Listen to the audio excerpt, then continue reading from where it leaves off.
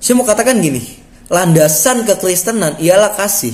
Mau tidak mau, suka atau tidak suka, kita harus bisa mengasihi siapapun serta memberkatinya. Sekalipun orang itu pernah menipu kita, mengecewakan kita, kita harus bisa mengasihi dia. Saya menangkap ini di dalam 1 Yohanes 4 ayat 8. Barang siapa tidak mengasihi, ia tidak mengenal Allah, sebab Allah adalah kasih. God is love. Allah telah menetapkan kita menjadi anak-anaknya. Wah, spesial banget kita. Saya dan saudara adalah anak-anak Allah, yang dimana kita harus mengikuti keteladanannya, yaitu kasih. Tidak ada tawar lagi. Suka tidak suka, kita harus mengasihi dan memberkati, sekalipun itu orang pernah mengecewakan kita. Allah lah yang memampukan kita untuk kita bisa mengasihi siapapun itu. Matius 22 ayat 37 sampai 40 ini berbicara tentang hukum kasih yang harus kita lakukan. Yang pertama, kasihilah Tuhan Allahmu dengan segenap hatimu dan dengan segenap jiwamu dan dengan segenap akal budimu. Hukum kedua, kasihilah sesamamu manusia seperti dirimu sendiri. Jangan ada tawaran lagi. Ini sudah real yang harus kita lakukan. Tapi dia kan, Pak Pendeta, pernah mengecewakan saya. Dia menipu saya, omset saya jadi turun gara-gara dia. No, jangan melihat itu. Lihatlah Allah yang telah menyelamatkan kita dari maut, dari dosa, menebus kita di atas kayu salib. Dia memberikan arahan buat kita, perintah buat kita, hukum buat kita untuk kita bisa mengasihi. Kerjakan itu. Galatia 6 ayat 2. Galatia 6 ayat 2. Bertolong-tolonglah menanggung bebanmu, demikianlah kamu memenuhi hukum Kristus. Ada perintah di situ, saling tolong menolong, bergotong royong. Kita tahu kita kuat, kita tahu kita mampu, kita melihat saudara kita kelemahan, butuh bantuan, kita lakukan. Action, berempati kepadanya.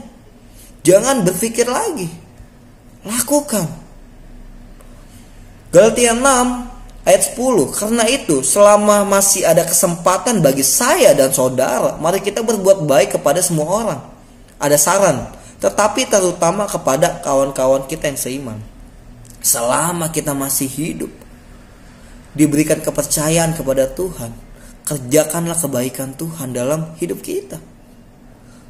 Saran Tuhan yang harus diutamakan adalah saudara seiman kita, yang harus kita bantu, kita tolong. Sekalipun ia telah mengecewakan kita, jangan melihat itu. Lihat Allah, karyanya yang sempurna dalam pribadi saya dan saudara. Ayo, come on, tanamkan kasih Allah kepada saudara seiman kita. Entah itu tetangga kita, entah itu jemaat lokal kita, entah siapapun yang terdekat dengan kita, sekalipun itu keluarga kita. Kita harus memberkati dia.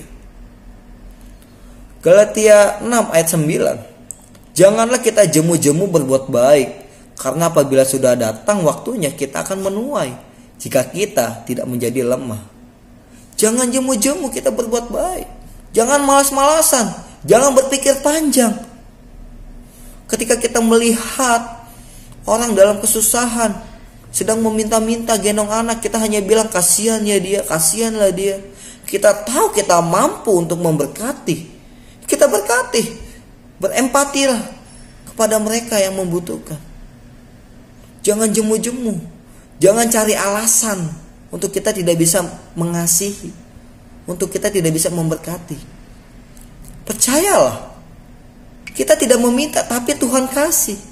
Apa yang kita tabur, kita akan menuai. Firman Tuhan, Galatia 6 ayat 9. Dan juga ada pesan, jika kita tidak menjadi lemah. Maksudnya gini, ketika kita memberi dengan tangan kanan kita, tangan kiri kita gak perlu tahu. Kalau kita memberi tidak sesuai dengan ekspektasi kita, gak perlu kecewa. Tugasmu hanya memberi, memberkati, mengasihi.